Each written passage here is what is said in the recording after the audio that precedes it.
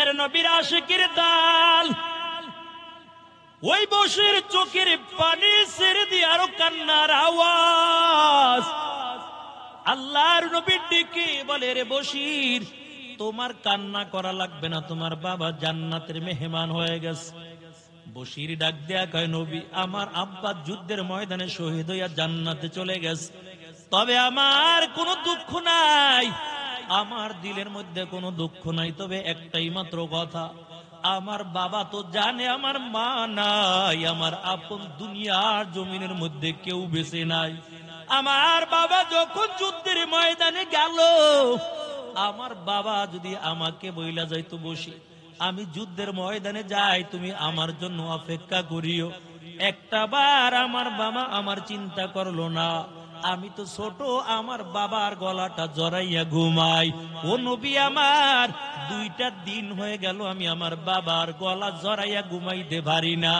এই মসজিদের নববীর বারান্দার মধ্যে ঘুমাই, ঠিক মতন খাবারও খেতে পারি না, কারণ এই মদিনার জমিনের মধ্যে আমার আপন বলতে কেউ নাই।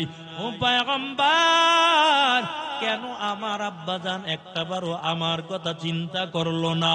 এই জন্য আমি কান্না করতেছি। মায়া নবী হাত দিয়ে বশিরের চোখের পানিগুলো মুছে দেয় আর ডাক দেয়া বলে, বশির, তোমার কান্না করা লাগবে না, এখন থেকে আমি নবী তোমার বাবা হয়ে গেলাম। এর নবীর উম্মতের দল। এই জন্য বলতেছিলাম, আম্মা জান আয়েশা ডাক দিয়া বলে, ও মদিনার মহিলার, তবে শুনো, ইউসুফ নবীর চেহারার দিকে তাকাইয়া মিশরের মহিলারা ফল কাটতে যাইয়া হাত কাইটা বালাইছে। আর আমি বলি, আমার নবী যদি ওই জামানার মধ্যে থাকতো, আর যদি মায়া নবীর চেহারাটা একটা বার তারা দেখতো, হাত কাটা তো দূরের কথা, তাদের কলিজা কেটে ফেলতো, কোনো খবর পাইতো না। ইমামুল আউয়ালিন আল আখিরিন, বাহর সাদাকা রহমাতাল লিল আলামিন, সাইয়্যিদুল কওনাইন খাতমুল মুরসালিন, আখিরা মুদবুদ ফখরুল আউয়ালিন, শাদা আজুদাশ রহমাতাল লিল আলামিন, মসজিদে ওশুদ হামারু জমিন, ওয়ামা أرسلناك إلا رحمة للعالمين.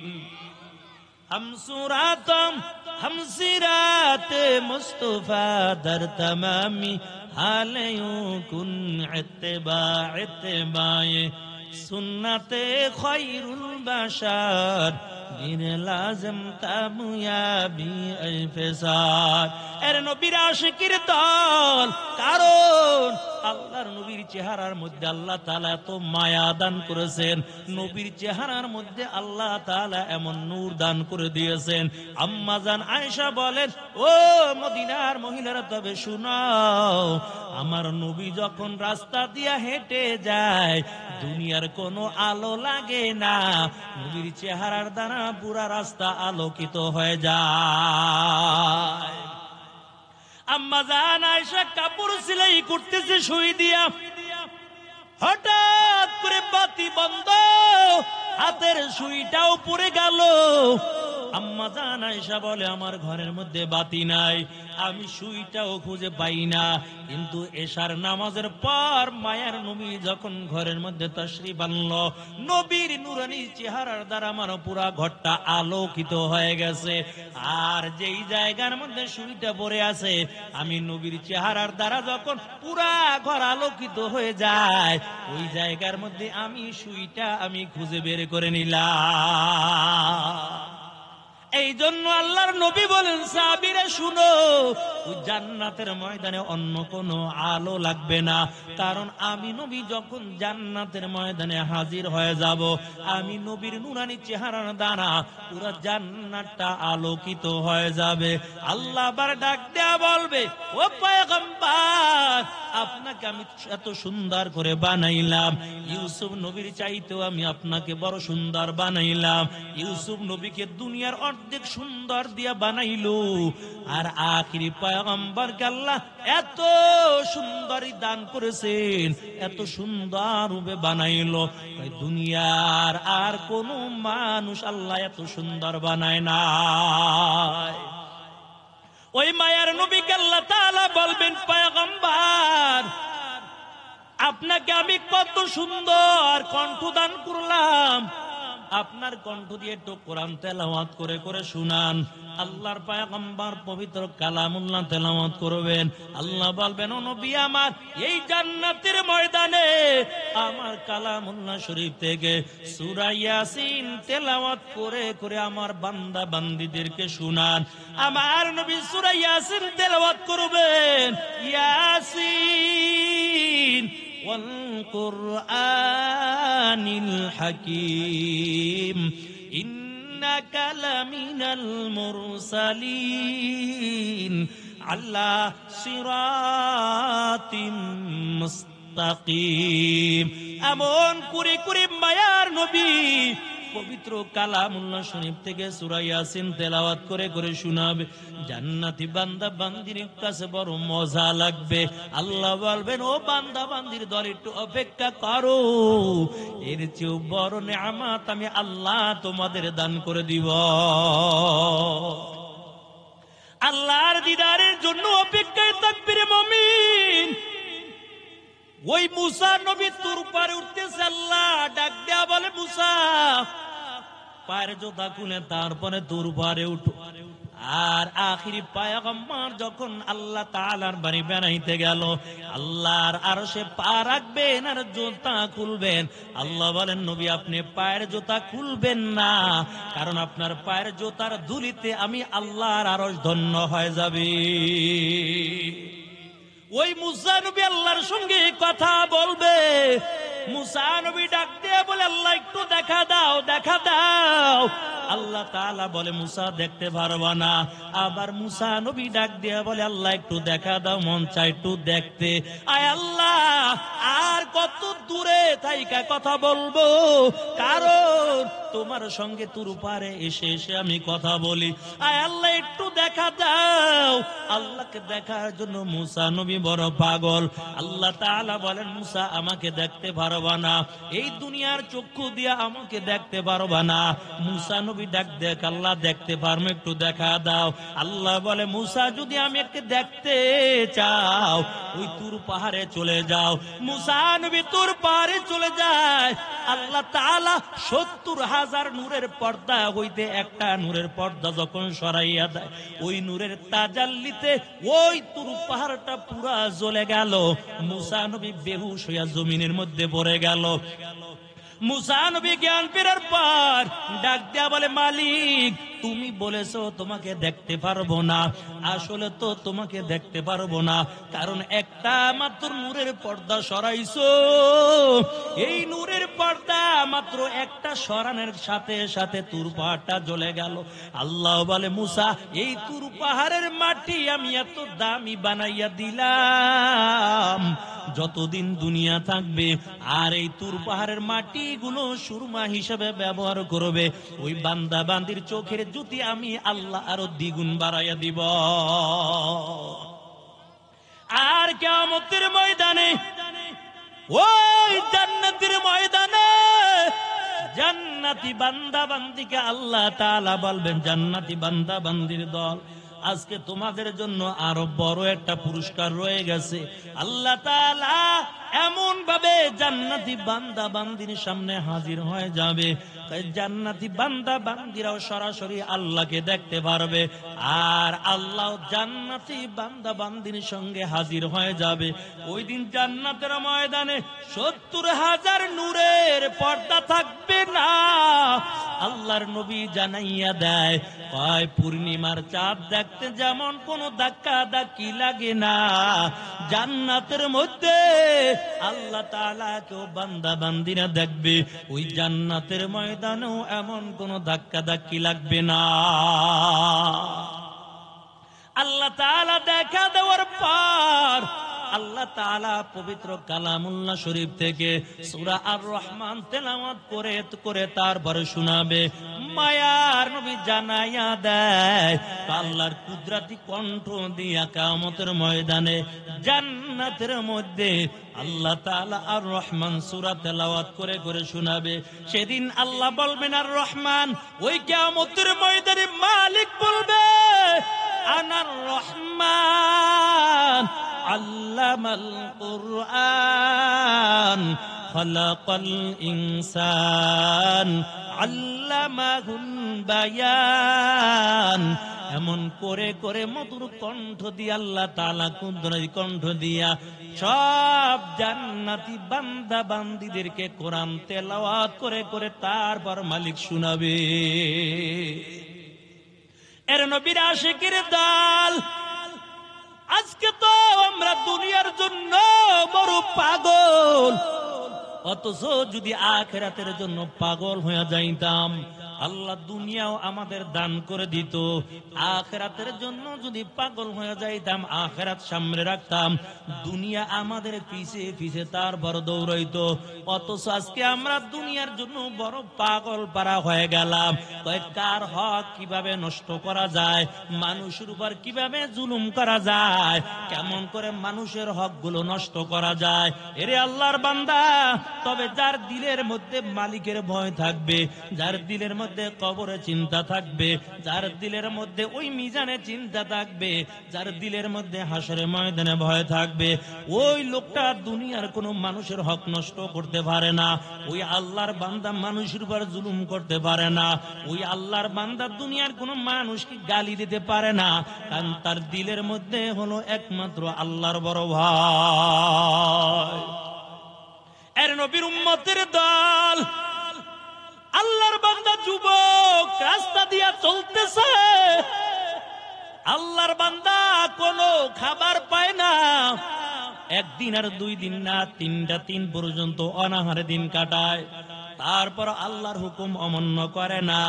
আল্লাহর বান্দা কষ্ট করে করে তারপর নদীর কিনারায় বসে আছে, মালিকের তাসবিহ আদায় করে।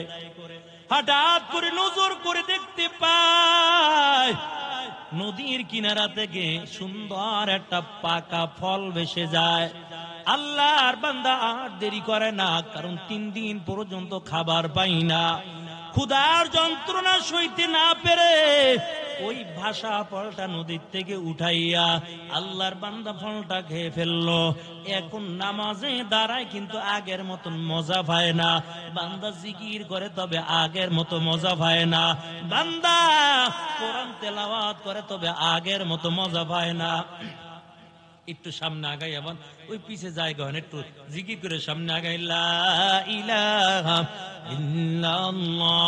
একটু সামনে আগাই ভাই, একটু পিছের মানুষদেরকে বসতে দেয়, ইনশাআল্লাহ আল্লাহ জান্নাতে আপনার জন্য বসার জায়গায় করে দেবে। একটু সামনে আগাই, লা ইলাহা ইল্লাল্লাহ, লা ইলাহা ইল্লাল্লাহু মুহাম্মাদুর রাসূলুল্লাহ। আরে নবীর আশিকের দল, আল্লাহর বান্দা ফলটা খাওয়ার পর আগের মতো এখন ইবাদতের মধ্যে মজা লাগে না। বান্দা জিকির করে, তবে আগের মতন মজা পায় না। আপনি আমিও জিকির করি, উজানি কারি ইব্রাহিম সাহেব জিকির করেছে, আপনি আমিও জিকির করি। আর ওই যে চরমনার ময়দানে ঘুমন্ত ফজলুল করিম মালিকের জিকির করেছে, ওই উজানির কারি ইব্রাহিম সাহেব রহমাতুল্লাহ আলাইহি জিকির করতো, আল্লাহ বলে ডাক দিত, আবার জিব্বাটা নাড়াইয়া নাড়াইয়া কি জানি খাইতো। লোকেরা ডাক দেয়া বলে, হুজুর আপনি একবার আল্লাহকে আল্লাহ বলে ডাক দেন, আবার জিব্বা নাড়াইয়া কি জানি আপনি খাইতেছেন। আল্লাহর ওলি ডাক দেয়া বলেন, আমি একবার যখন আমার মালিককে ডাক দেই, আমার পুরা মিষ্টিতে মিষ্টান্ন হয়ে যায়, আর আমার জিহ্বাটা লড়াইয়া মিষ্টি খাইয়া আবার দ্বিতীয়বার আমার আল্লাহকে আল্লাহ বলে ডাক দে। আর আপনি আর আমি ডাকি মজা পাই না, কেমন করে মজা পাইব? এই জিহ্বা দিয়ে কত গালিগালাজ করলাম, এই জিহ্বা দিয়া কত মিথ্যা কথা বললাম, এই জিহ্বা দিয়া কত হারাম খাইলাম। এরে আল্লাহর বান্দা, ওই যুবক বাসা নদীর থেকে ফলটা যখন খেয়ে ফেললো, এখন আর জিকিরের মধ্যে মজা পায় না, এখন আর নামাজের মধ্যে মজা পায় না, এখন আর কোরআন তেলাওয়াতের মধ্যেও মজা পায় না। আল্লাহর বান্দার দিলের মধ্যে মালিকের তো বড় ভাই, ওই আল্লাহর বান্দা এখন বড় চিন্তার মধ্যে পড়ে গেল। আরে কার গাছের ফল খাইলাম, এই ফলের মালিককে আমার খুঁজে বের করা লাগবে। আল্লাহর বান্দার দিলের মধ্যে পেরেশানি, তবে কেমন করে মালিককে পাবো? তবে যে দিক থেকে পানি আসছে আবার ওদিকে হাঁটা শুরু করলো। হাঁটতে হাঁটতে কিছু দূর চলে গেল, নজর করে দেখতে পায় যেই ফলটা খাইলো ঠিক একই রঙের একই কালারের ফলের বাগান দেখা যায়, আর একটা ফলের ডাল ওই নদীর কিনারায় পড়ে আছে। যুবকের আর বুঝতে বাকি নাই, অবশ্যই ভাষা ফলটা বুঝি এই গাছের ডালের হবে। এখন ফলের মালিককে খুঁজে বের করা লাগবে। এই বাগানের মালিককে, তাকে খুঁজে বের করব। বাগানের মালিককে যখন খোঁজা শুরু হয়ে গেল, বাগানের মালিক খুঁজতে খুঁজতে দেখে একজন মহিলা, বুড়ি একজন মহিলা তার কাছে চলে গেল। ডাক দেয়া বলে, ও বুড়ি মা, তোমার ওই বাগানের একটা ভাষা ফল আমি খাইছি, বুড়ি মা তুমি ফলের দাবিটা একটু মেহেরবানি করে ছেড়ে দাও। বুড়ি মহিলা ডাক দিয়ে বলে, যুবক, ফলের দাবি আমি কেমন করে ছাড়বো? কারণ এই ফলের বাগানের মালিক তো আমি একা না। কারণ এই ফলের বাগান যখন আমি ক্রয় করলাম, আমার কাছে পুরো টাকা ছিল না। বলকের বাদশা পাখি শিকার করার জন্য এই গ্রাম্য এলাকার মধ্যে চলে আসলো। ওই বলকের বাদশা অর্ধেক টাকা দেয়, বাকি অর্ধেক টাকা আমি দিলাম, দুইজনে এই ফলের বাগানটা ক্রয় করলাম। বুড়ি মহিলা ডাক দেয়া বলে, যুবক, ফলের দাবি যদি ছাড়াতে চাও তাহলে বলকের বাদশার কাছে যাওয়া লাগবে, কারণ আমি অর্ধেক ফলের দাবি ছাড়তে পারি। যেহেতু বাগানের অর্ধেক মালিক হলাম আমি ফলের অর্ধেক দাবি ছাড়লাম, বাকি অর্ধেক ফলের দাবি যদি ছাড়াতে চাও ওই বলকের বাদশার কাছে চলে যাও। যুবক ওই বলকের বাদশার কাছে চলে যায়, রাজ দরবারে হাজির হয়ে গেল। বাদশার সামনে দাঁড়াইয়া বলে, বাদশা মহারাজ, ওই যে গ্রাম্য এলাকার মধ্যে আপনি একটা ফলের অর্ধেক বাগানের মালিক, ওই ফলের বাগান থেকে একটা ভাষা ফল আমি খেয়ে ফেললাম। অর্ধেক ফলের দাবি বুড়ি মহিলা ছেড়েছে, বাকি অর্ধেক ফলের দাবি সারানোর জন্য আপনার কাছে হাজির হয়ে গেলাম।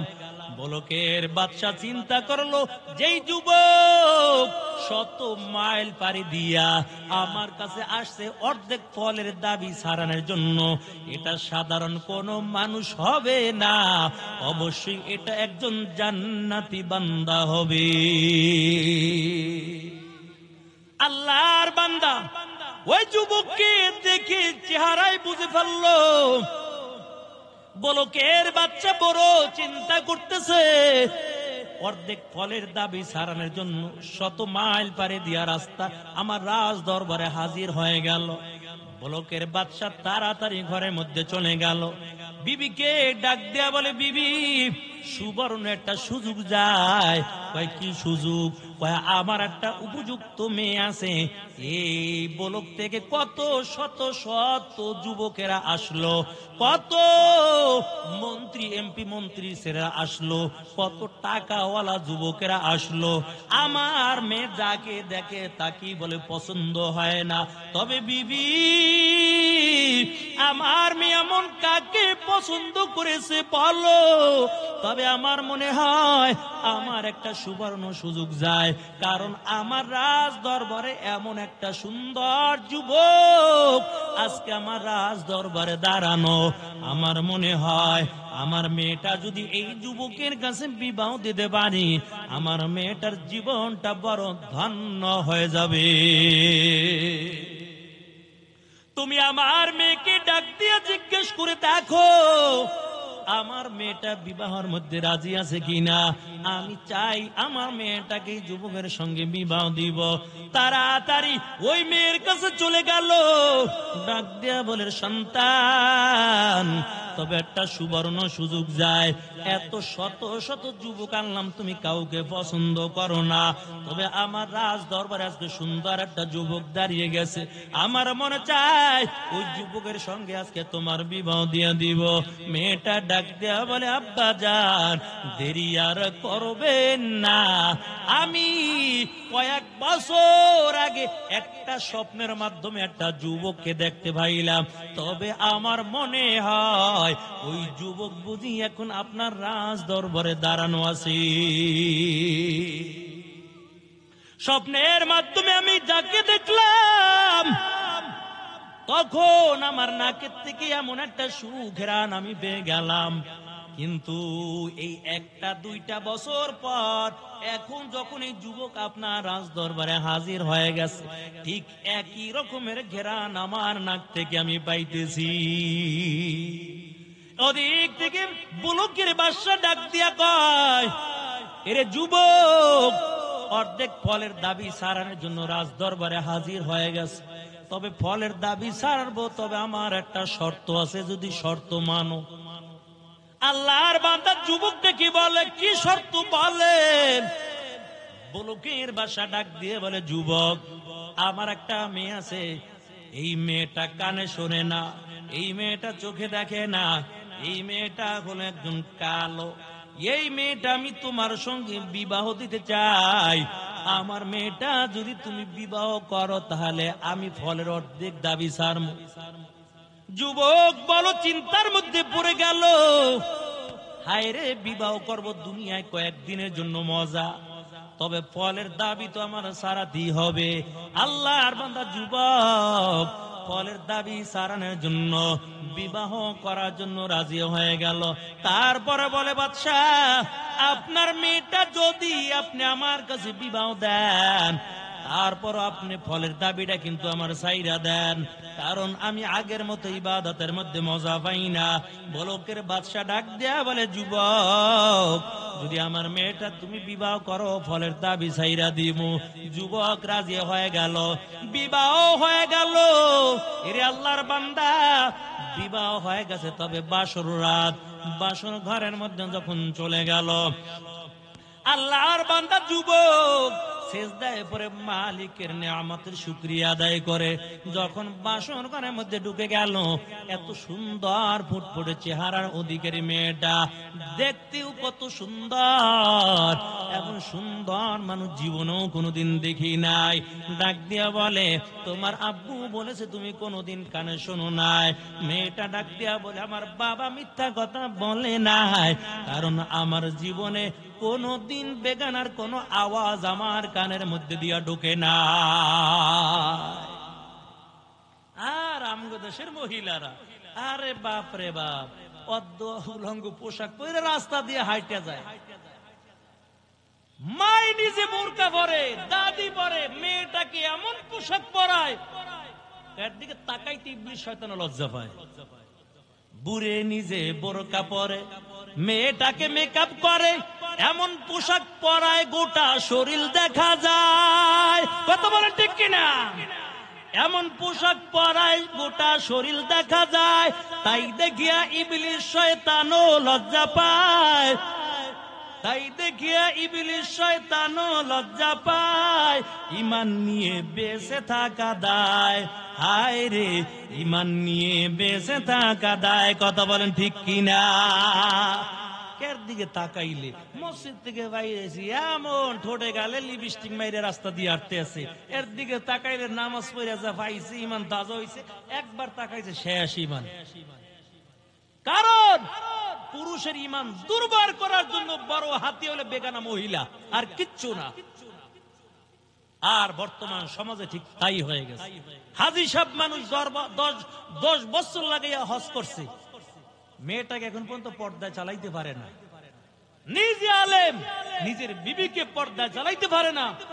নিজে মসজিদের মুতাল্লি, নিজে মসজিদের সভাপতি, কিন্তু নিজের বিবিকে পর্দায় চালাইতে পারে না। কারণ বল লাগে পারে না, কি করবে? বল লাগে তো পারতে হইব, বিবির লাগে তো পারতে হইব। বিবির লাগে পারে না, পর্দায় চালাইতেও পারে না।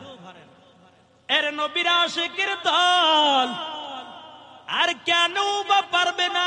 তার একমাত্র কারণ, কেন বা পর্দা চালাইতে পারে না? কেন বিবি তার কথা অনুযায়ী চলে না? কেন তার বিবি তার কথা শুনে না? তার একমাত্র কারণ, দিনদার মেয়ে দেখা বিবাহ করতে পারে না। এই আল্লাহর বান্দা যখন বিবাহ করেছে, দুনিয়াদার দেখা বিবাহ করেছে, দিনদার দেখা করে নাই। এই জন্য আজকে তার বিবিও তার কথা অনুযায়ী চলে না। যদি দিনদার দেখা বিবাহ করত, তাহলে আজকে বিবি তার কথা শুনতো, আর নিজের স্ত্রীও চিন্তা করত কয়দিন আর দুনিয়ার জমিনে বাঁচবো। স্বামীর খেদমত করা লাগবে, স্বামীর খেদমত কইরা তারপরে দুনিয়ার থেকে বিদায় হব। যত কষ্ট হোক স্বামীর খেদমত করব, স্বামীর সেবা করব। আর মায়ার নবীও জানাইয়া দেয়, আল্লাহর পয়গম্বর বলেন, স্বামীর খেদমত কইরা যদি দুনিয়ার থেকে বিদায় হয়ে যায়, আর স্বামীর আগে যদি দুনিয়ার থেকে বিদায় হয়, স্বামী যদি কয় আমার স্ত্রী খুব ভালো ছিল, রাসূল কয় ওই ব্যক্তির জন্য, ওই নারীর জন্য আল্লাহর জান্নাত অপেক্ষা করতেছে। এখন কয়জনে কইব? বিবি মইরা গেলে 70-10 জন পাওয়া যাবে না যে আমার স্ত্রী খুব ভালো ছিল। আরো বড়দোয়া দেখে মরে নাকা, মরলে আর একটা ইন্তেকামতাম, এর সাথে আর একটু ভালোবাসতাম। কারণ এই বিবির যন্ত্রণা তো সইতে পারলাম না। ও পর্দার আড়ালে মা গো, বড় হুজুরে কইছে একটু মহিলা গো ব্যাপারে একটু ওয়াজ করতাম, মহিলা বলে প্যান্ডেল ভরা। এই আল্লাহর বান্দা, কারণ তুমি তো দিনদার দেখে বিবাহ করো নাই। এদিকেও মনে রাখেন, বাসর গলে কিন্তু ফালাই রাখছে, এর মধ্যে শুরু হয় নাই। লাস্টে দিয়ে সমাধান দিব।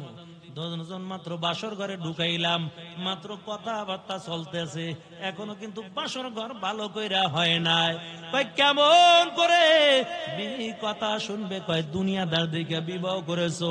আল্লাহর পয়গম্বর সুলাইমান, আল্লাহ তাআলা তামাম দুনিয়ার বাদশাহী দান করেছেন। এই সুলাইমান নবীও যখন বিবাহ করার বয়স হয়ে গেল, রাজ্যের মধ্যে একটা ঘোষণা দিয়ে দিল, 4 গুণওয়ালা মেয়ে সুলাইমান নবী বিবাহ করতে চায়।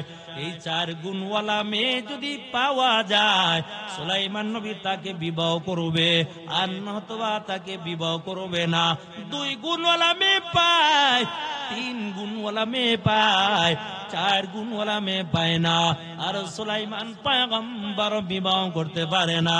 এর যুবক, তুমিও যদি সুলাইমানের মতো 4 গুণওয়ালা মেয়ে বিবাহ করতে পারো, আর কোনদিন শান্তির জন্য মাজারে যাওয়া লাগবে না, আর হুজুরের কাছে যাইয়া দোয়া চাওয়া লাগবে না, তোমার ঘরের মধ্যে অশান্তি আসবে না। কারণ তুমি যদি সুলাইমানের মতো 4 গুণওয়ালা মেয়ে বিবাহ করতে পারো, আল্লাহ তাআলা শান্তি দিয়া তোমার ঘরটা পুরা ভরপুর করে দিবে। তবে গুণ লাগবে কয়টা? যারা বিয়া করেন নাই ভালো করে মুখস্থ করে লইছেন, 4টা গুণ দেখে বিয়া করেন। আর যারা করছেন, আপনার বউর মধ্যে 4টা গুণ না থাকলে আর একটা আবার 4টা দেখে করেন। কি কন? বাড়ি যে খালি বিবিরে কইেন বিয়া আর একটা কর্ম, ফিরে একটাও মাটিতে পড়বে না, তবে জন্মের বিয়া তোরে করাই দি। আরে আল্লাহর বান্দা, সুলাইমান নবী ডাক দিয়ে বলে, 4 গুণওয়ালা মেয়ে বিবাহ করতে চাই। 2 গুণওয়ালা মেয়ে পায়, 3 গুণওয়ালা মেয়ে পায়, 4 গুণওয়ালা মেয়ে পায় না। আর সুলাইমান পয়গম্বর বিবাহ করতে পারে না। তবে রাজ্যের মধ্যে একদল লোক ছিল, নদীর মধ্যে মাছ ধরে ধরে তারপর জীবনটা চালাইতো। আওয়াজ যখন জেলের কানের মধ্যেও চলে যায়, এই জেলে চিন্তা করলো, আমারও তো সুন্দরী রূপসী একটা মেয়ে আছে, তবে সুলাইমান পয়গম্বর যে 4টা শর্ত দিয়েছেন, তবে আমার মনে হয় এই 4টা গুণ আল্লাহ তাআলা আমার মেয়ের মধ্যে দান করেছে। অনেকেই দেখেন না বাবা রিস্কা চালায়, কিন্তু মেয়েটা কোরআনের হাফেজা। বাবা বড় গরিব, মানুষের বাড়ি খেতে কাজ করে তারপর জীবনটা চালায়, কিন্তু ছেলেটাকে বড় আলেম বানাইছে। এরে আল্লাহর বান্দা, এই জেলে নদীর মধ্যে মাছ ধরে তারপর জীবনটা চালায়, কিন্তু এমন চিন্তা করলো যদিও আমি তো বড় গরিব, কিন্তু আমাকে যে আল্লাহ সুন্দরী রূপসী একটা মেয়ে দান করেছেন, আমার মনে হয় এই মেয়েটার মধ্যেও আল্লাহ তাআলা 4টা গুণ দান করে দিয়েছে। বাড়িতে যাইয়া বিবির সঙ্গে পরামর্শ করলো, এর বিবি শুনো, আর মানুষের বাড়ি কাজ করা লাগবে না, নদীর মধ্যে মাছ ধরা লাগবে না। বিবি কয় কেন?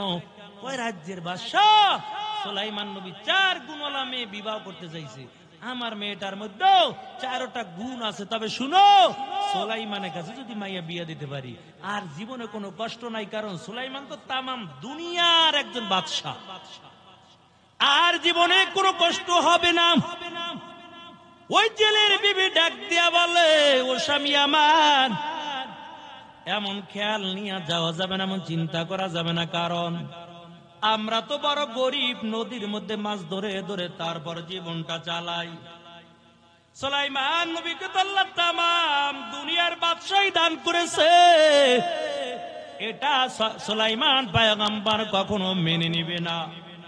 ও স্বামী আমার, এমন প্রস্তাব নিয়ে সুলাইমানের কাছে যাওয়ার দরকার নাই, কারণ আমরা বড় গরিব মানুষ, নদীর মধ্যে মাছ ধরে ধরে তারপর জীবনটা চালাই। জেলে চিন্তা করলো, আসলে তো কথা সত্য, কারণ সুলাইমান তো তামাম দুনিয়ার একজন বাদশাহ, আর আল্লাহ তাআলা তাকে নবুয়তি দান করেছে। না না, বিয়ের প্রস্তাব নিয়ে সুলাইমানের কাছে যাওয়ার দরকার নাই। কিন্তু আওয়াজ যখন মেয়ের কানের মধ্যে চলে যায়, মেয়েটা ডাক দিয়া বলে, মা কোনো চিন্তা করা লাগবে না, কারণ ওই সুলাইমানের কাছে আমি বিয়ের প্রস্তাবটা পাঠাইবো। যে আল্লাহ সুলাইমানকে টাকার মালিক বানাইলো, যে আল্লাহ সুলাইমানকে ক্ষমতার মালিক বানাইলো, ওই আল্লাহ যদি চায় সুলাইমানের বিবি হিসাবে আমাকে কবুল করে নিতে পারে। তবে আমি বিয়ার প্রস্তাবটা সুলাইমানের কাছে পাঠাইবো। এরে আল্লাহর বান্দা, মেয়েটা একটা চিঠি লেখা সুলাইমানের কাছে পাঠায়, ও পয়গম্বর, আপনি 4 গুণওয়ালা মেয়ে বিবাহ করতে চেয়েছেন, আমার মধ্যে আল্লাহ তাআলা 4টা গুণ দান করেছেন। তবে পয়গম্বর, আমার বাবা বড় গরিব মানুষ, নদীর মধ্যে মাছ ধরে ধরে তারপর জীবনটা চালায়, আমি তো একটা গরিবের সন্তান।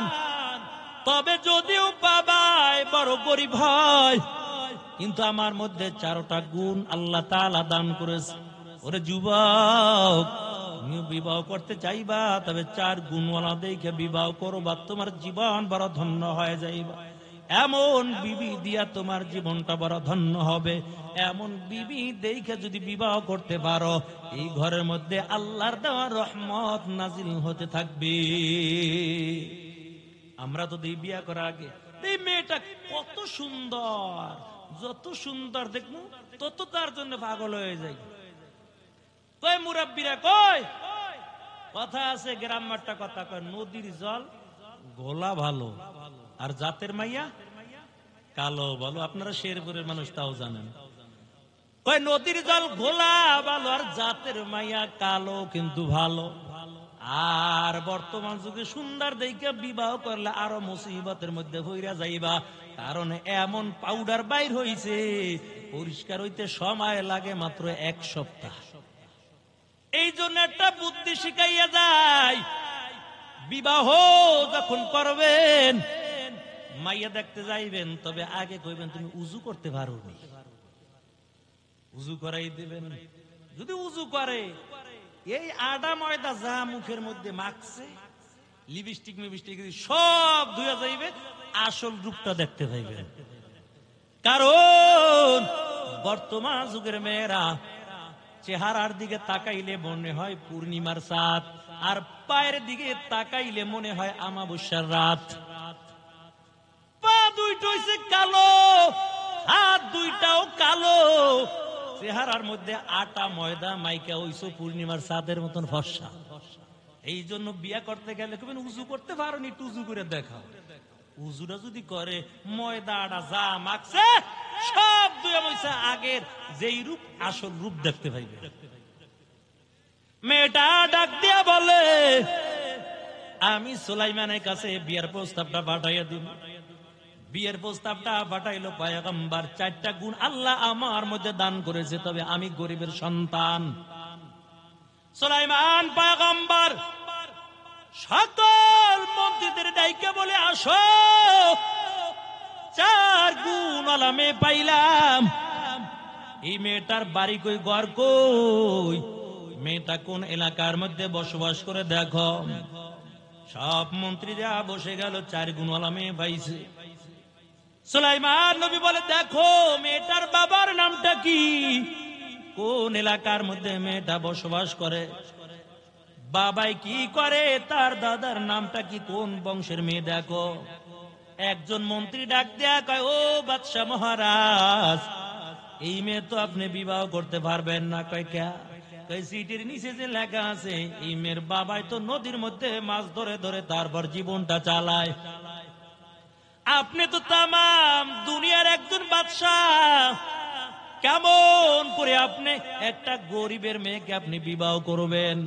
এই মেয়ের বাবাই তো নদীর মধ্যে মাছ ধরে, কেমন করে আপনি একটা জাল্লার মেয়ে বিবাহ করবেন, তার বাবাই মাছ ধরে? এটা কোনোদিন সম্ভব না।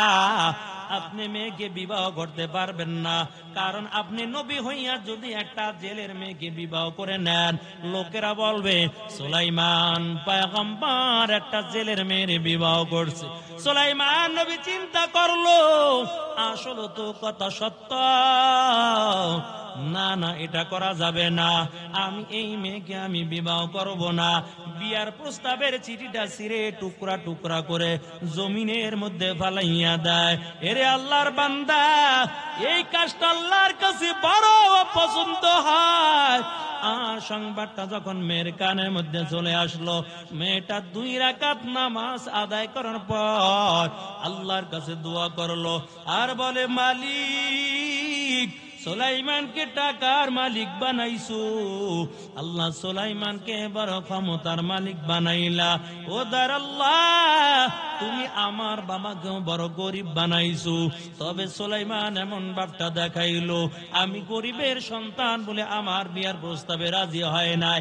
আমার প্রস্তাবের চিঠিটা ছিঁড়ে টুকরা টুকরা করে তারপরে জমিনের মধ্যে ফালাইয়া দিছে। ও দার আল্লাহ, আমিও তোমার কাছে বিচারটা দিলাম। আয় আল্লাহ, ওই সুলাইমানকে গরিব বানাইয়া আমাকে টাকার মালিক বানাইয়া তারপরে সুলাইমানের বিবি হিসেবে কবুল করে না। আল্লাহ দোয়া কবুল কইরা ফালাইছে। এর নবীর আশিকের দল। আল্লাহ তাআলা বলে, পয়গম্বর সুলাইমান, আপনি কেন এমন ভাবটা দেখাইলেন? কারণ ক্ষমতা তো আমি আপনাকে দান করলাম, নবুয়তি তো আমি আপনাকে দান করলাম, আপনি গরিব বইলা কেন তার বিয়ার প্রস্তাবে চিঠিটা ছিলেন? ওদিক থেকে আল্লাহ তাআলা মেয়েটার দোয়া কবুল করে ফেলাইছে। এরে আল্লাহর বান্দা, সুলাইমান নবীর উপর আল্লাহ তাআলা পরীক্ষা শুরু করে দিল। কয় কি পরীক্ষা? কয় সুলাইমান নবীর হাতের মধ্যে একটা আংটি ছিল, এটা ছিল তার মুজিজা। এক এক নবীকে আল্লাহ এক এক ধরনের মুজিজা দান করেছেন। মুসা নবীর মুজিজা হলো হাতের মধ্যে লাঠি। কয় লাঠি দিয়া যখন সাগরে পানির মধ্যে আঘাত করত, 2 পাশের পানি ভাগ হইয়া মাঝখান দিয়া রাস্তা হয়ে যাইত। আর ঈসা নবীর মুজিজা, শত পুরানো কবরের পাশে দাঁড়াইয়া বলতো কুম্বি ইজনিল্লাহ, কবর থেকে জিন্দা মানুষ দাঁড়া যাইত। আর আমাদের পয়গম্বর আখিরি নবীর মুজিজা একটার 2টা আল্লাহ দান করে নাই।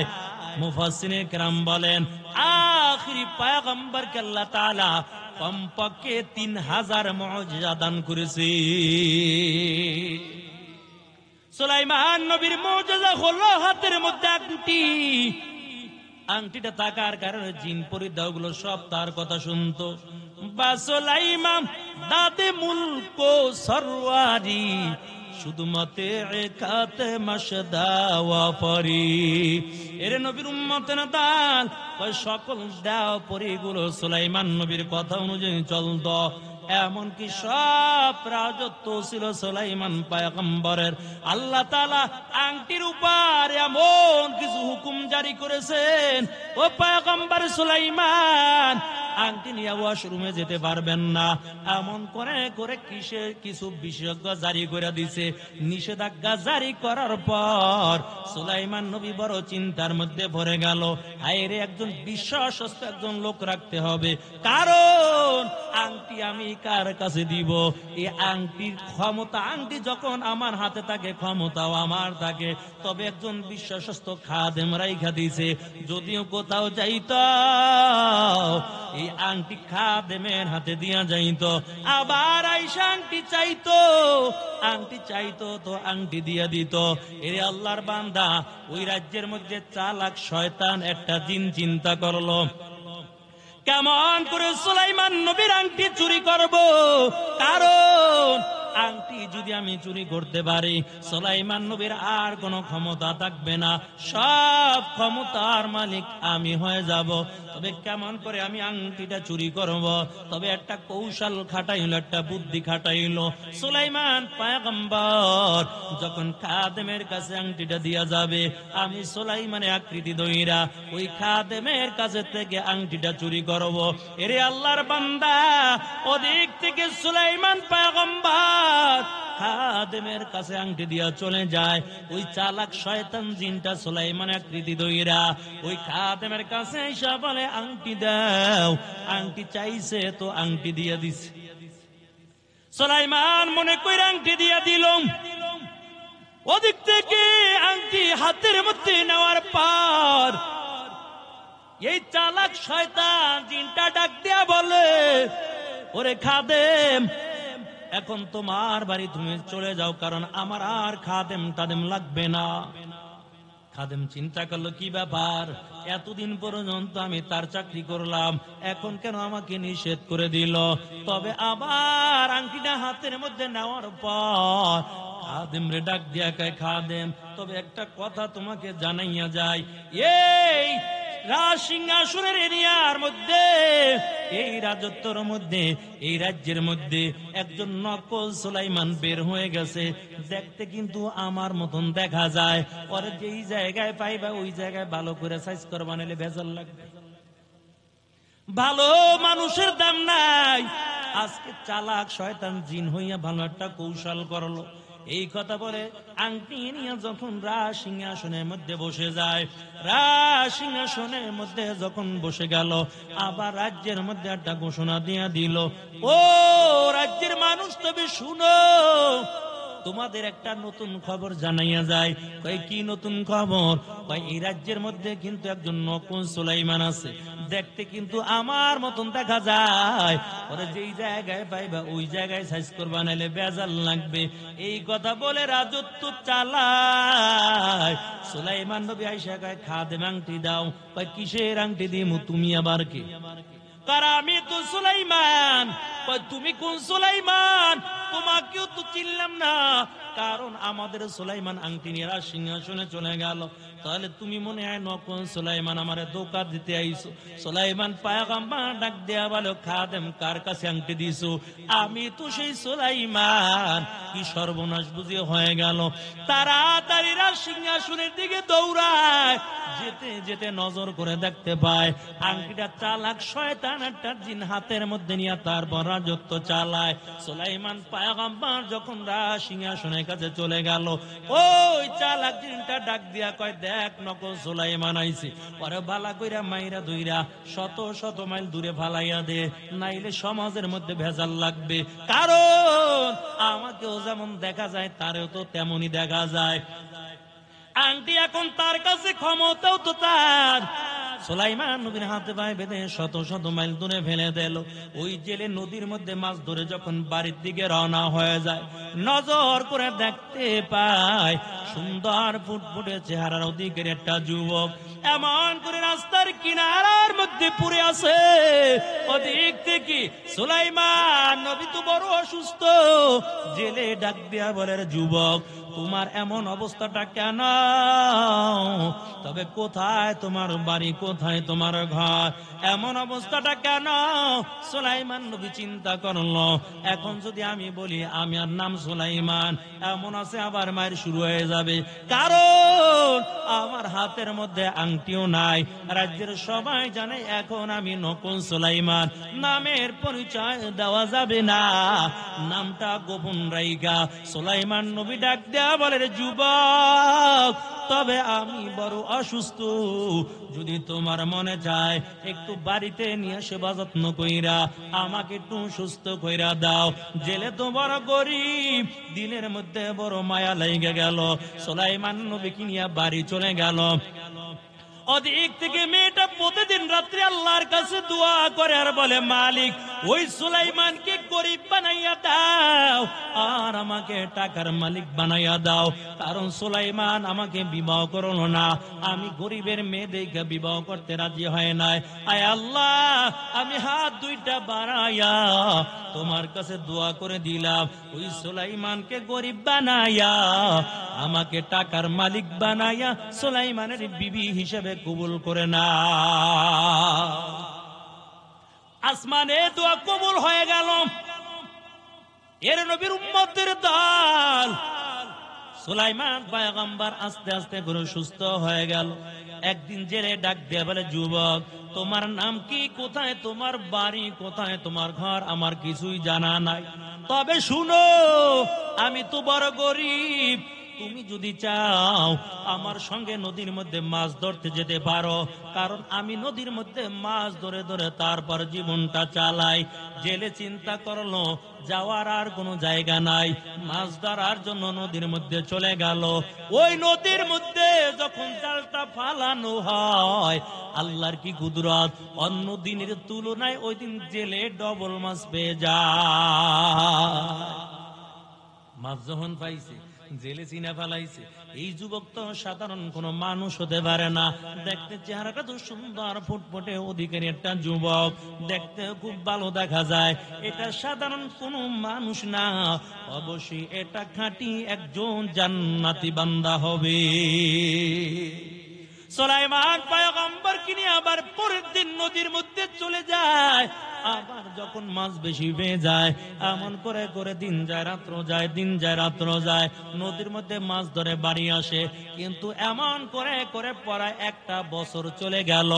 ওদিক থেকে সুলাইমান পয়গম্বর মাছ ধরে ধরে জীবনটা চালায়, কারণ যাওয়ার আর কোনো জায়গা নাই, হাতের মধ্যে আংটিও নাই, আর কোনো ক্ষমতাও নাই।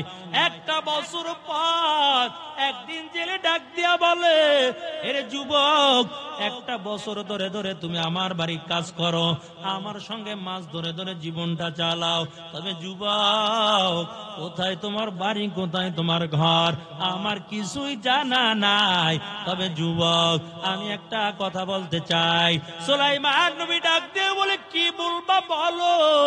ওই যুবক ডাক দিয়া বলে, ও আল্লাহর বান্দা, তোমার নামটাও আমি জানি না, তবে আমি একটা গরিবের সন্তান, আমি তোমার সঙ্গে ভালো একটা পরামর্শ করি।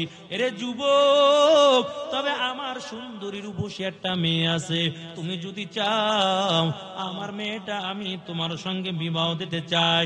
সুলাইমান নবী চিন্তা করলো, আমার তো বিবাহ করার বয়স হয়ে গেল, আর কোথায় বা যাইব, কোন যাওয়ার জায়গা নাই, হাতের মধ্যে আংটিটাও নাই।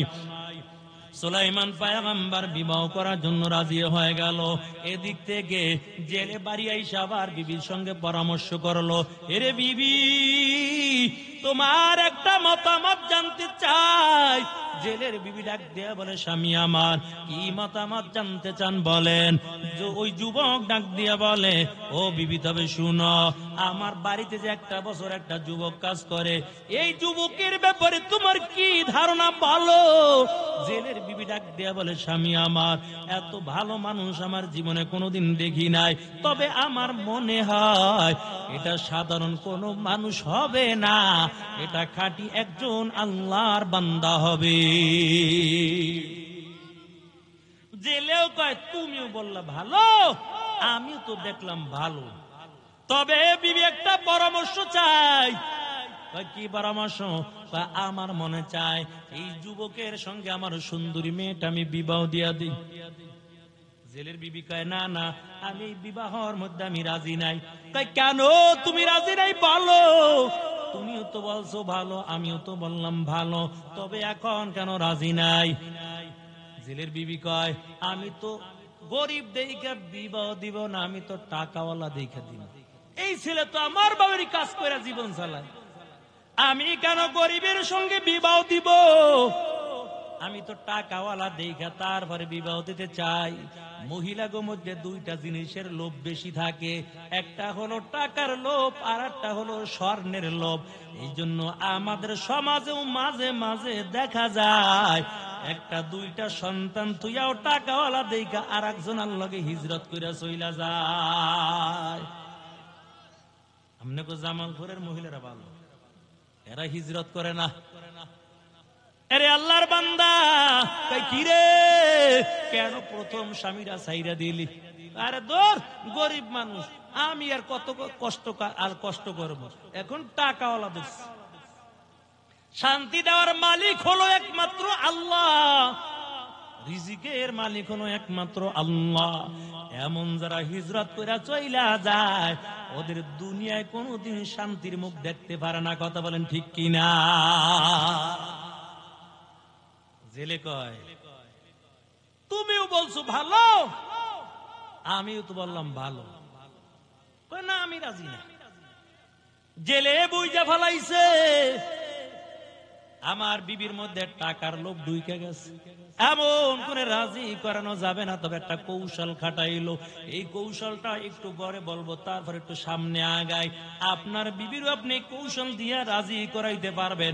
যত চালাক বিবি হোক, স্ত্রীরে দেখবেন বড়ে ভালাই লাইতে পারবেন।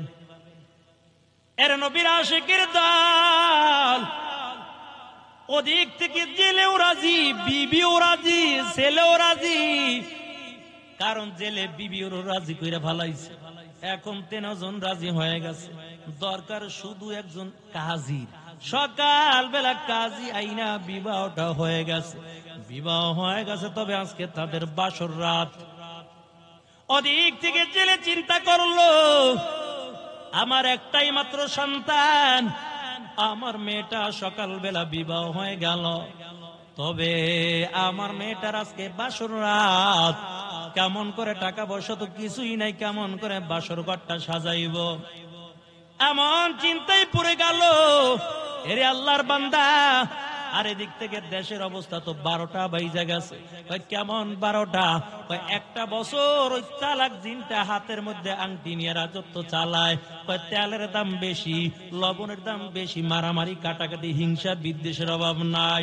লোকেরা বলে আমাদের সুলাইমান তো এমন জুলুম অত্যাচার করতে পারে না, কি ব্যাপার, রাজ্যের মধ্যে কেন এমন অশান্তি শুরু হয়ে গেল? ওদিক থেকে সুলাইমান পয়গম্বরের শক্তিশালী জিনদের মধ্যে একজন খাদেম জিন ছিল। জিনটা মাঝে মাঝে সুলাইমান পয়গম্বর খেদমতের জন্য ডাকতো। একটা বছর আংটিও নাই, আর সুলাইমান পয়গম্বর ডাকতেও পারে না। ওই জিনটাই চিন্তা করলো, কি বাবার, একটা বছর হয়ে গেল, সুলাইমান নবী কেন আমাকে ডাকে না? না জানি আমার উপর রাগ করে ফেলাইছে। আজকে আমি যাব, রাজ দরবারে চলে যাব, দেখবো সুলাইমান নবী আমার উপর রাগ করলো কিনা। ওই খাদেম জিনটা যখন রাজ দরবারে হাজির হয়ে গেল, ওই রাজ দরবারে হাজির হওয়ার পর নজর কইরা দেখতে পায়, এ তো আমগো সুলাইমান ক্ষমতায় নাই, জিনদের মধ্যে বড় একটা বাটপার বসে বসে তারপর রাজত্বটা চালায়। খাদেম জিনটা ডাক দিয়া বলে, তুমি কেন সিংহাসনের মধ্যে বসা? আমাদের সুলাইমান কই? চালাক জিনটা কয় খাইছে আজকে তো বসের কাছে ধরা খাইয়ে গেছে, আজকে আর বাসন নাই, আজকে তো ধরা খাইলাম, আর ক্ষমতা লাগবে না, তাড়াতাড়ি ক্ষমতা ছাইরা কয় জীবনটা বাঁচাইলে দিছি দূর। সামনের দিকে যখন দৌড়ায় সুলাইমান নবীর খাদেম জিনটা ডাক দিয়া বলে তাড়াতাড়ি এইটারে ধর, কারণ এ তো আমগো সুলাইমান না, এ তো নকল সুলাইমান, আজকে ভালো করে সাইজ করে লই। ওদিক থেকে সামনের দিকে চালাক জিনটা দৌড়ায়, হঠাৎ করে নজর করে দেখতে পায় সুলাইমান নবীর আংটিটা ওই চালাক শয়তান জিনের হাতের মধ্যে দেখা যায়। সুলাইমান নবীর খাদেম জিনটা ডাক দিয়া বলে আমাদের সুলাইমান কই, সুলাইমানের আংটি কেন তোমার হাতের মধ্যে দেখা যায়, সুলাইমান কোথায় একটু খবরটা বলো, আর সুলাইমানের আংটিটা তাড়াতাড়ি দিয়া যাও। এরে আল্লাহর বান্দা, ওই চালাক চিন্তা করলো আংটি যদি নিয়ে যায় আমার অবস্থা 12টা বাজাইয়া দিবে, এই চিন্তা করিয়া আংটি আর দেয় না। আবার চিন্তা করলে ধরতে পারলে খবর আছে, যদি ধরতে পারে খবর আছে, বাঁচার উপায় নাই। নিজে বাঁচার জন্য তাড়াতাড়ি আংটিটা খুইলা নদীর মধ্যে ফালাইয়া দিছে। নদীর একটা মাছ আদার মনে কইরা আংটিটা খাইয়া ফালাইছে। আংটি যখন নদীর মাছে খায়, ওই মাছটা এখন যেদিকে যায় মাছের পিছে পিছে হাজার হাজার মাছ দৌড়ায়। মাছে খায় কি ব্যাপার, কোন তাবিজ খাই আবার কোন বেজালে পড়ছে। এতদিন তো একলাই ছিলাম, ভালোই ছিলাম, কোন তাবিজ আবার আমি খাইলাম, বড় মুসিবতের মধ্যে পড়ে গেলাম। এখন যেই জায়গায় যাই ওই জায়গায় হাজার হাজার মাছ হাজির হয়ে যায়। ওদিক থেকে জেলে চিন্তা করলো সকালবেলা মেয়েটার বিবাহ হয়ে গেল, আজকে আমার মেয়েটার বাসর রাত, কিন্তু ঘরের মধ্যে খাবার নাই, বাসর ঘরটা সাজাবো মালামাল নাই। তবে একটা বুদ্ধি করলো, অন্য দিনের মতন আজকে জামাই শ্বশুর দুইজনে মিলে নদীর মধ্যে মাছ ধরতে যাবো। যেই মাছগুলো পাবো ওই মাছগুলো বিক্রয় করে সুন্দর করে মালা মারাই না বাসর ঘরটা সাজাবো। জেলে মাছ ধরার জন্য ওই নদীর মধ্যে চলে যায়, বিসমিল্লাহ বলে যখন নদীর মধ্যে জালটা ফালায়, তবে একজন নৌকার এই মাথায় আর একজন নৌকার আর এক মাথায়, একজনে আর একজনের দিকে তাকায় না, কারণ একটা বছর নদীর মধ্যে মাছ ধরছে, একটা বছর তার সঙ্গে একসাথে চলাফেরা করেছে, একটা বছর ছিলাম ভাই ভাই। আজকে সকালবেলা হইয়া গেলাম শ্বশুর আর জামাই, কেমনে এখন আব্বা কইয়া ডাক দিই, একটু তো শরম শরম লাগে। এই জন্য দুইজন দুই মাথায় নদীর মধ্যে। আপনাদের কষ্ট হয়, এর নবীর আশিকের দল ওদিক থেকে জামাই শ্বশুর দুইজনে মিলে যখন নদীর মধ্যে জালটা ফালায়, ওই মাছটা ঘুরতে ঘুরতে ঘুরতে ঘুরতে জামাই শ্বশুর জালের মধ্যে ঢুকে গেছে। জামাই শ্বশুর জালের মধ্যে যখন মাছটা ঢুকে গেল, ওই মাছের পিছে পিছে হাজার হাজার মাছ জালের মধ্যে ঢুকে যায়। জামাই শ্বশুর দুইজনে মিলে যখন জালটা উঠানো হয়, কিতাবের মধ্যে লেখে ওই দিন দুইজনে মিলে পুরা এক নৌকা মাছ পেয়ে যায়।